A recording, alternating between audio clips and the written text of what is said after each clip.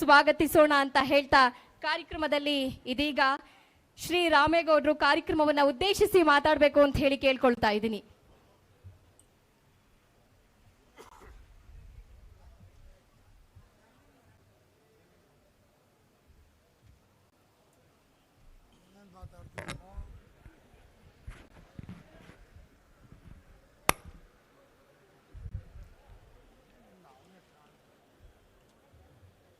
ಪರಮ ಪೂಜ್ಯ ನಮ್ಮ ದೇಶದ ಮಾಜಿ ಪ್ರಧಾನಮಂತ್ರಿಗಳು, ನಮ್ಮೆಲ್ಲರ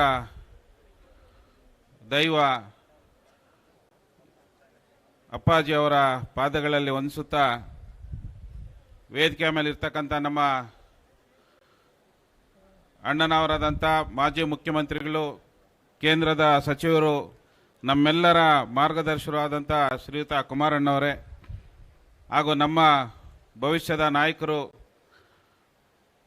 ಹಾಗೂ ರಾಜ್ಯ ಘಟಕದ ಯುವ ಅಧ್ಯಕ್ಷರು ಆದಂಥ ನಿಖಿಲ್ ಕುಮಾರಣ್ಣವರೇ, ಹಾಗೂ ಕೋರ್ ಕಮಿಟಿಯ ಅಧ್ಯಕ್ಷರು, ಮಾಜಿ ವಿಧಾನ ಪರಿಷತ್ತಿನ ಸಭಾಪತಿಗಳಾದಂಥ ಶ್ರೀಯುತ ಜೆ.ಕೆ. ಕೃಷ್ಣಾರೆಡ್ಡಿ ಅಣ್ಣವರೇ, ಹಾಗೂ ವಿಧಾನ ಪರಿಷತ್ತಿನ ಸದಸ್ಯರಾದಂಥ ಗೋವಿಂದರಾಜ್ ಅಣ್ಣವರೇ, ಹಾಗೂ ನಮ್ಮ ಲೋಕಸಭಾ ಸದಸ್ಯರು ಸ್ನೇಹಿತರಾದಂಥ ಮಲ್ಲೇಶ್ ಬಾಬುರವರೇ, ಹಾಗೂ ವೇದಿಕೆ ಮೇಲಿರ್ತಕ್ಕಂಥ, ಯಾಕಂದರೆ ಇನ್ನೂ ಭಾಳಷ್ಟು ಹಿರಿಯರು ಮಾತಾಡೋರಿದ್ದಾರೆ, ವೇದಿಕೆ ಮೇಲಿರ್ತಕ್ಕಂಥ ಎಲ್ಲ ಚುನಾಯಿತ ಪ್ರತಿನಿಧಿಗಳೇ, ಹಾಗೂ ಜಿಲ್ಲಾಧ್ಯಕ್ಷರಾದಂಥ ವೆಂಕಟೇಶ್ವರ ರೆಡ್ಡಿ ಅಣ್ಣವರೇ, ಹಾಗೂ ಚೌಡರೆಡ್ಡಿ ಅಣ್ಣವರೇ, ಶ್ರೀನಾಥ್ ಅವರೇ, ಹಾಗೂ ವೇದಿಕೆ ಮೇಲಿರ್ತಕ್ಕಂಥ ಎಲ್ಲ ಚುನಾಯಿತ ಪ್ರತಿನಿಧಿಗಳೇ, ಮಹಿಳಾ ಮುಖಂಡರೇ, ರಮೇಶ್ ಗೌಡ್ರೆ, ಹಾಗೂ ಎಲ್ಲ ತಿಪ್ಪೇಸ್ವಾಮಿ ಅಣ್ಣವರೇ, ಹಾಗೂ ಇಲ್ಲಿ ನಡೆದಿರ್ತಕ್ಕಂಥ ಎಲ್ಲ ಮಾಧ್ಯಮ ಮಿತ್ರರೇ,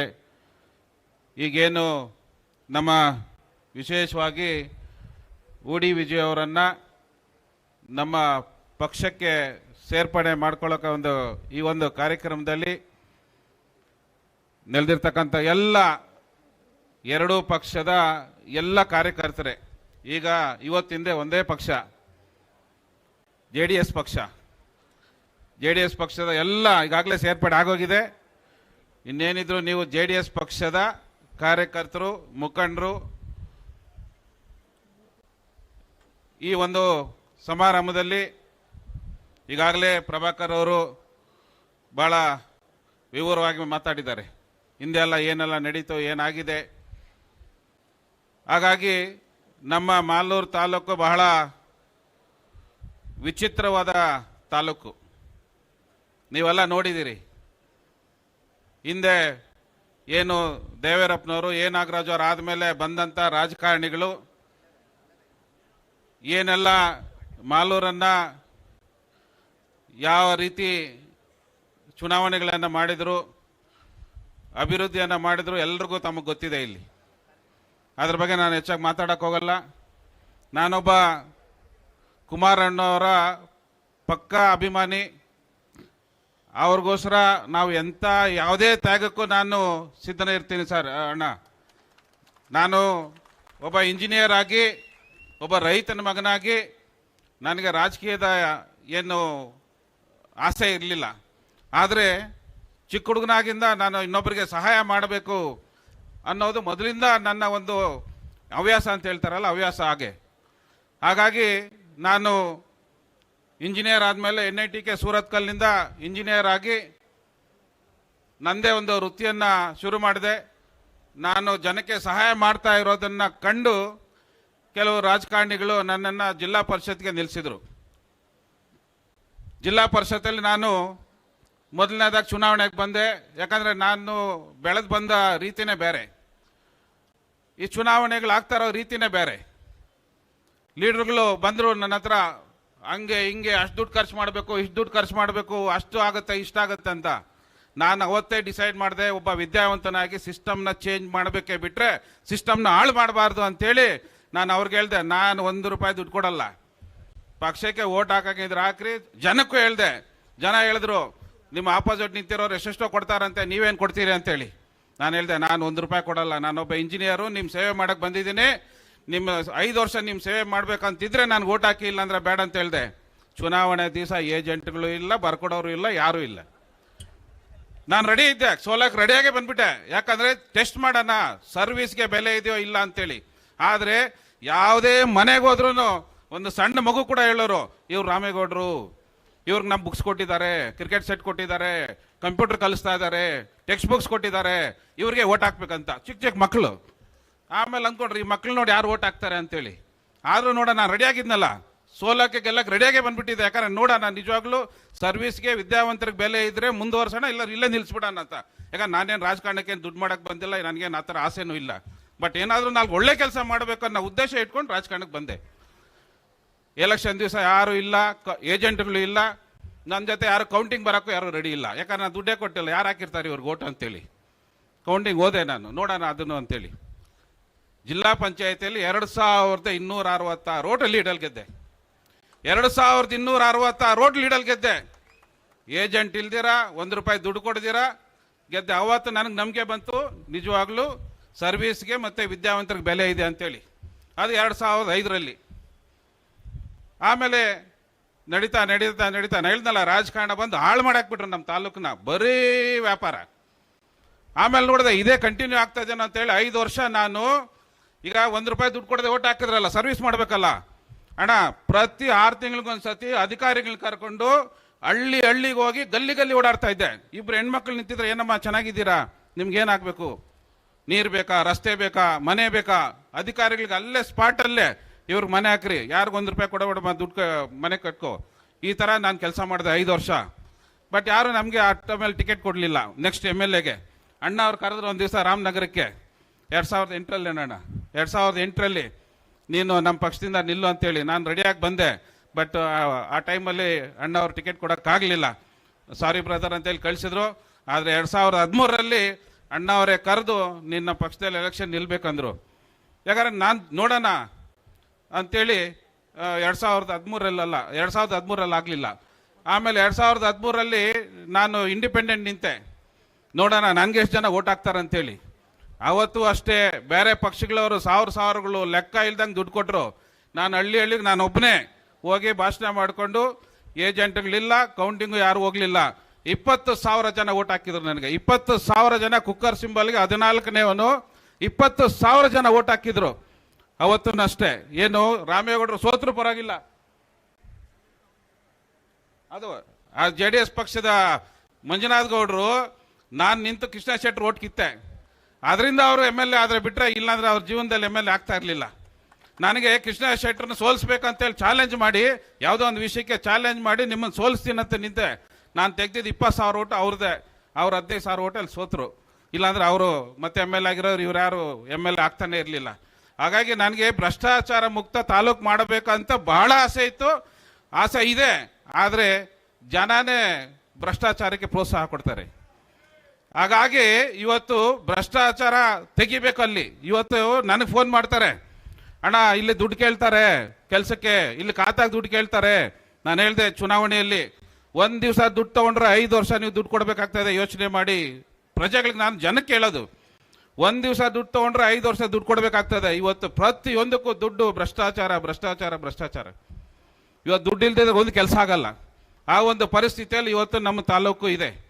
ಹಾಗಾಗಿ ಇವತ್ತು ಏನು ಮುಂದಿನ, ನಾನು ಉಡಿ ವಿಜಯ್ ಅವರು ಕೆಲವು ದಿವಸಗಳ ಹಿಂದೆ ಮಾತಾಡಿದ್ವಿ, ಏನು ಮಾಡಬೇಕು ಇಲ್ಲಿ ರಾಜಕಾರಣ, ನಮ್ದಿಬ್ಬರದು ಆಗಿದೆ. ಈಗ ಮುಂದಿನ ದಿನಗಳಲ್ಲಿ ನಮ್ಮನ್ನು ನಂಬ್ಕೊಂಡಿರ್ತಕ್ಕಂಥ ಕಾರ್ಯಕರ್ತರಿದ್ದಾರೆ, ಅವರ ಭವಿಷ್ಯ ಇಂಪಾರ್ಟೆಂಟು. ಈಗ ಮುಂದಿನ ಗ್ರಾಮ ಪಂಚಾಯತಿ ಇರ್ಬೋದು, ತಾಲೂಕ್ ಪಂಚಾಯತಿ ಇರ್ಬೋದು, ಜಿಲ್ಲಾ ಪಂಚಾಯತಿ ಇರ್ಬೋದು, ಈ ಚುನಾವಣೆಗಳಲ್ಲಿ ನಮ್ಮ ಅಭ್ಯರ್ಥಿಗಳನ್ನು ಗೆಲ್ಲಿಸಬೇಕಾದ್ರೆ ಒಗ್ಗಟ್ಟು ಬಹಳ ಮುಖ್ಯ. ಡಿವೈಡ್ ಆದರೆ 3ನೇವರೆಗೆ ಅನುಕೂಲ ಆಗ್ತದೆ ಅಂತೇಳಿ ಇವತ್ತು ನಮ್ಮ ಭವಿಷ್ಯ ಇನ್ನೂ 2.5 ವರ್ಷ ಇದೆ. ಅದ್ರ ಬಗ್ಗೆ ನಾವೇನು ತಲೆ ಕೆಡಿಸ್ಕೊಳ್ಳಲ್ಲ.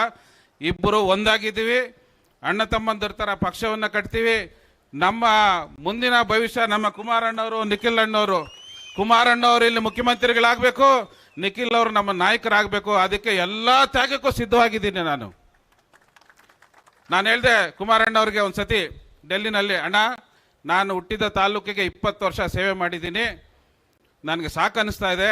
ನಾನು ಓದಿದ ಕಾಲೇಜ್ಗೆ ಒಂದು 3 ವರ್ಷ ಸರ್ವಿಸ್ ಮಾಡಬೇಕು, ನನ್ನನ್ನು ಕಾಲೇಜ್ಗೆ ಒಂದು ಚೇರ್ಮನ್ ಆಗಿ ಕಳಿಸಿ ಅಂತೇಳಿ ಅಣ್ಣವರು ತಕ್ಷಣ ಒಂದು ಲೆಟ್ರನ್ನು ಮಾಡಿ ಕಳಿಸಿ, ಅದೊಂದು ಪ್ರೋಸೆಸ್ ಅಲ್ಲಿದೆ. ನೋಡೋಣ, ಅದೃಷ್ಟ ಇದ್ರೆ ನಾನು ಓದಿದ ಕಾಲೇಜಿಗೆ ಒಂದು 3 ವರ್ಷ ಹೋಗಿ ಸೇವೆ ಮಾಡಿ ಬರ್ತೀನಿ. ಆದರೆ ಇವತ್ತು ಈ ರಾಜ್ಯದ ಭವಿಷ್ಯ ಬಹಳ ಮುಖ್ಯ. ಈ ರಾಜ್ಯದ ಭವಿಷ್ಯಕ್ಕೆ ಕುಮಾರಣ್ಣವರ ನಾಯಕತ್ವ ಮುಖ್ಯ. ಅದಕ್ಕೆ ಮಾಲೂರಿನಿಂದ ಒಂದು ಸೀಟನ್ನ ಅವ್ರಿಗೆ ಕೊಡ್ಲೇಬೇಕಂತೇಳಿ ಮನಸ್ಸು ಮಾಡಿದ್ದೀನಿ. ಅದಕ್ಕೆ ನಿಮ್ಮೆಲ್ಲರ ಸಹಕಾರ ಇದ್ರೆ ಮುಂದಿನ ದಿನಗಳಲ್ಲಿ ನೀವು ಗೆಲ್ತೀರಿ, ನಾವಿಬ್ಬರು ಅಧಿಕಾರದಲ್ಲಿ ಇರ್ತೀವಿ. ಯೋಚನೆ ಮಾಡಬೇಡಿ. ಅದಕ್ಕೆ ಕುಮಾರಣ್ಣವ್ರು ಇದ್ದಾರೆ. ಇಬ್ಬರನ್ನು ಅಧಿಕಾರದಲ್ಲಿ, ಕೆಲವರು ನನ್ನ ಜೊತೆಯಲ್ಲಿರೋರು ಇವಾಗ ಏನಾಗೋದು ಅಣ್ಣ ಅವ್ರು ಸೇರ್ಬಿಟ್ರೆ ಏನಾಗ್ತದೆ, ಯಾಕ್ರೋ ಯೋಚನೆ ಮಾಡ್ತೀರಿ? ನಾವಿದ್ದೀವಲ್ಲ, ಅಧಿಕಾರ ಇಲ್ಲದೆ ಇದ್ರು ನಮ್ಗೆ ಅಣ್ಣವ್ರು ಇದ್ದಾರೆ. ನಿಖಿಲ್ ಅಣ್ಣವ್ರು ಮುಂದಿನ ನಮ್ಮ ಭವಿಷ್ಯ. ಅವ್ರು ನಮ್ಮನ್ನ ಯಾವತ್ತೂ ಕೈ ಬಿಡಲ್ಲ, ಅವ್ರು ನಮ್ಮನ್ನು ಕೈ ಬಿಡಲ್ಲ, ನಾವು ನಿಮ್ಮನ್ನು ಕೈ ಬಿಡಲ್ಲ. ಧೈರ್ಯವಾಗಿರಿ ಅಂತ ಹೇಳಿದ್ದೀನಿ. ಯೋಚನೆ ಮಾಡಬೇಡಿ. ಯಾಕೆ ಇಬ್ಬರು ಸೇರ್ತಾ ಇದ್ದೀವಿ, ಏನಪ್ಪ ಏನಾಗುತ್ತೆ, ನಾವು ಒಬ್ರು ಏನಾದ್ರು ಇನ್ನೊಬ್ರು ಏನಾಗ್ತಾರೋ ಯೋಚನೆ ಮಾಡಬೇಡಿ. ಇಬ್ಬರು ಅಧಿಕಾರದಲ್ಲಿ ಇರ್ತೀರಿ, ಇಬ್ಬರು ನಿಮ್ಮ ಕೈಯನ್ನು ಹಿಡಿತೀವಿ, ನಿಮ್ಮ ಬೆಂಬಲಕ್ಕೆ ನಿಂತ್ಕೊಳ್ತೀವಿ. ನಮ್ಮ ಬೆಂಬಲಕ್ಕೆ ಅಣ್ಣವ್ರಿದ್ದಾರೆ, ನಿಖಿಲ್ ಅಣ್ಣವ್ರಿದ್ದಾರೆ, ಅಪ್ಪಾಜಿ ಅವರಿದ್ದಾರೆ. ಅದರಿಂದ ನೀವೆಲ್ಲ ಒಗ್ಗಟ್ಟಾಗಿರಿ. ಒಗ್ಗಟ್ಟನ್ನ ಒಡೆಯೋದಕ್ಕೆ ಬಹಳ ಪ್ರಯತ್ನ ಪಡ್ತಾರೆ. ಈಗ ಇರೋರಲ್ಲಿ ಏನು ಅಷ್ಟೊಂದು ಕಡಿಮೆ ಇಲ್ಲ. ನಿನ್ನೆ ತಾನೇ ಪ್ರೆಸ್ ಮೀಟ್ ಮಾಡಿದ್ದಾರೆ. ರಾಮೇಗೌಡರು 20 ವರ್ಷ ಸರ್ವಿಸ್ ಮಾಡಿ ಎಷ್ಟು ಓಟ್ ತಗೊಂಡ್ರು, ನಾವು 3 ತಿಂಗಳಿಂದ ಬಂದು 50,000 ಓಟ್ ತಗೊಂಡಿವಿ ಅಂತೇಳಿ. ಇದನ್ನ ಜನತೆ ಯೋಚನೆ ಮಾಡಬೇಕು. 3 ತಿಂಗಳಿಂದ ಬಂದು 50,000 ಓಟ್ ತಗೊಂಡ್ರಿ ಅಂತ ಹೇಳಿ ಮಾತಾಡ್ತಾ ಇದ್ದಾರೆ ಅವರು. ಜನ ಇದ್ರನ್ನ ಬಹಳ ಡೀಪಾಗಿ ಯೋಚನೆ ಮಾಡಬೇಕು. ಅಂದ್ರೆ ಸರ್ವಿಸ್ಗೆ ಇವತ್ತು ಜನಕ್ಕೆ ಕಷ್ಟ ಸುಖಗಳಿಗೆ ಸ್ಪಂದಿಸೋರು ಬೇಕಾಗಿಲ್ಲ ಅಂತೇಳಿ ಅವರ ಒಂದು ಯೋಚನೆ ಇದೆ. ಅದನ್ನ ನೀವೆಲ್ಲ ಸುಳ್ಳುಗಳಿಸಬೇಕು. ಮುಂದಿನ ದಿನಗಳಲ್ಲಿ ಇವತ್ತು ನಮ್ಮ ತಾಲೂಕಿನಲ್ಲಿ ಬಹಳ ಬಲಿಷ್ಠವಾಗಿ ನಮ್ಮ JDS ಪಕ್ಷ ಇದ್ದಿದ್ದು, ಅದನ್ನ ಬಹಳ ಒಡೆದು ಬಹಳಷ್ಟು ಅದನ್ನ ನಾನು ವಿವರವಾಗಿ ಹೇಳಕ್ ಹೋಗಿದ್ದಿಲ್ಲ. ಮುಂದಿನ ದಿನಗಳಲ್ಲಿ ದೇವರು ಅವರಿಗೆ ಶಿಕ್ಷೆ ಕೊಟ್ಟಿದ್ದಾನೆ ಈಗಾಗಲೇ. ಇನ್ನು ಮುಂದಿನ ದಿನಗಳಲ್ಲಿ ಅವ್ರು ಅದನ್ನು ಅನುಭವಿಸ್ತಾರೆ, ಗೊತ್ತಾಗತ್ತೆ. ಪಕ್ಷ ಇವತ್ತು ಕುಮಾರಣ್ಣವ್ರು ಅವ್ರನ್ನ ನಂಬಿ ಪಕ್ಷವನ್ನು ಇದು ಮಾಡಿದ್ರು, ನಂಬಿಕೆ ದ್ರೋಹ ಮಾಡಿ ಹೋಗಿದ್ದಾರೆ. ಅವರೆಲ್ಲೂ ಉದ್ಧಾರ ಆಗಲ್ಲ. ಮುಂದಿನ ದಿನಗಳಲ್ಲಿ ಅವ್ರು ಅನುಭವಿಸ್ತಾರೆ. ಆದರೆ ನಾವು ನಮ್ಮ ಪಕ್ಷವನ್ನು ಬಲಿಷ್ಠವಾಗಿ ಗೆಲ್ಲಿಸಿ, ಬಲಿಷ್ಠವಾಗಿ ಕಟ್ಟಿ ನಿಮ್ಮ ಚುನಾವಣೆಗಳನ್ನು ನಾವಿಬ್ಬರು ಜೊತೆಯಲ್ಲಿ ನಿಂತು ನಿಮ್ಮ ಚುನಾವಣೆಗಳನ್ನು ಮಾಡಿ, ಮುನ್ಸಿಪಾಲ್ಟಿ ಇರ್ಬೋದು, ಗ್ರಾಮ ಪಂಚಾಯತಿ ಇರ್ಬೋದು, ಜಿಲ್ಲಾ ಪಂಚಾಯತಿ ಎಲ್ಲ ಚುನಾವಣೆಗಳಲ್ಲಿ ನಮ್ಮ ಕ್ಯಾಂಡಿಡೇಟ್ಗಳನ್ನು ಯಾರು ಗೆಲ್ತಾರೆ, ಯಾವುದೇ ಒಂದು ಇದಿರಲಿ ಗೆಲ್ತಕ್ಕಂಥದ್ದೇ ಮಾನದಂಡ. ನಾವಿಬ್ಬರು ಡಿಸೈಡ್ ಮಾಡಿ ಅವ್ರನ್ನ ನಿಲ್ಲಿಸಿ ಗೆಲ್ಲಿಸ್ತೀವಿ ಅಂತೇಳಿ ಈ ಮುಖಾಂತರ ಹೇಳ್ತಾ, ಕುಮಾರಣ್ಣವ್ರಿಗೆ, ನಿಖಿಲ್ ಅಣ್ಣವ್ರಿಗೆ ಏನು ನಮ್ಮ ಇವತ್ತು ಉಡಿ ವಿಜಯ್ ಕುಮಾರ್ ಅವರನ್ನ ಸೇರಿಸ್ಕೊಂಡು ಪಕ್ಷವನ್ನ ಒಂದು ದೊಡ್ಡ ಮಟ್ಟದಲ್ಲಿ ಕಟ್ಟೋದಕ್ಕೆ ತಮ್ಮ ಆಶೀರ್ವಾದ ಬಹಳ ಮುಖ್ಯ. ಬನ್ನಿ ವಿಜಯ್ ಕುಮಾರ್ ಇಲ್ಲಿ.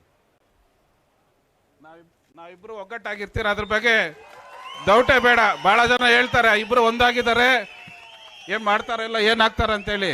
ಅದ್ರ ಬಗ್ಗೆ ಯೋಚನೆ ಬೇಡ. ನಾವಿಬ್ರು ಒಂದಾಗಿದ್ದೀವಿ. ನಿಮ್ಮ ಭವಿಷ್ಯಕ್ಕೋಸ್ಕರ ನಮ್ಮ ಪಕ್ಷದ ಹಿತದೃಷ್ಟಿ ಮತ್ತೆ ಕುಮಾರಣ್ಣವರು ಮುಖ್ಯಮಂತ್ರಿಗಳಾಗಬೇಕು, ಆ ಒಂದು ಉದ್ದೇಶವನ್ನು ಇಟ್ಕೊಂಡು ನಾವಿಬ್ಬರು ಒಂದಾಗಿದ್ದೀವಿ. ಅದರಲ್ಲಿ ಬೇರೆ ಡೌಟೇ ಬೇಡ. ನಾವು ನಿಮ್ಮ ಜೊತೆ ಇರ್ತೀವಿ ಅಂತ ಹೇಳ್ತಾ, ನನಗಿಲ್ಲಿ 2 ಮಾತನಾಡೋಕೆ ಅವಕಾಶ ಕೊಟ್ಟಂತ ತಮ್ಮೆಲ್ಲರಿಗೂ ಹೊಂದಿಸಿ ನನ್ನ 2 ಮಾತನ್ನು ಮುಗಿಸ್ತೀನಿ. ಜೈ ಹಿಂದ್, ಜೈ ಕರ್ನಾಟಕ ಮಾತೆ. ನಮಸ್ಕಾರ. ಧನ್ಯವಾದಗಳು ನಮ್ಮ ರಾಮೇಗೌಡ ಸರ್ಗೆ. ಪ್ರತಿ ಬಾರಿಯೂ ಕೂಡ ಮಾಲೂರಿನಲ್ಲಿ ನಾವು ನೋಡಿದಂತಹ ಒಂದು ಸರಳತೆಯ ವ್ಯಕ್ತಿ. ಯಾರೇ ಕೂಡ ಸಹಾಯ ಅಂತ ಬಂದರೂ ಕೂಡ ತಮ್ಮ ಕೈಲಾದ ಸೇವೆಯನ್ನು ಮಾಡುವಂತಹ ಬಹಳ ಅಪರೂಪದ ವ್ಯಕ್ತಿತ್ವ ನಮ್ಮ ರಾಮೇಗೌಡ ಸರ್ದು. ಅವರ ಜೊತೆಗೆ ಅವರ ಮೇಡಮ್ ಅವರು, ರಶ್ಮಿ ಮೇಡಮ್ ಅವರು ಕೂಡ ಅವರಿಗೆ ತುಂಬ ಯಾವಾಗಲೂ ಪ್ರತಿ ಬಾರಿಯೂ ಹಂತವಾಗಿ ಅವರಿಗೆ ಸಹಕಾರವನ್ನು ನೀಡ್ತಾರೆ. ಅವರಿಬ್ಬರಿಗೂ ಕೂಡ ಒಳ್ಳೇದಾಗಲಿ ಅಂತ ಹೇಳಿ ನಮ್ಮ ರಾಮೇಗೌಡ ಸರ್ ಹಾಗೂ ರಶ್ಮಿ ಮೇಡಮ್ಗೆ ಒಂದ್ಸತಿ ಜೋರಾದ ಚಪ್ಪಾಳೆ ಬರಲಿ ಕಾರ್ಯಕ್ರಮದಲ್ಲಿ ಅಂತ ಹೇಳಿ ಕೇಳ್ಕೊತಾ ಇದ್ದೀನಿ. ಇದೀಗ ನಮ್ಮ ಕಾರ್ಯಕ್ರಮಕ್ಕೆ ಆಗಮಿಸಿ ಕಾರ್ಯಕ್ರಮದಲ್ಲಿ JDS ಪಕ್ಷಕ್ಕೆ ಸೇರ್ಪಡೆ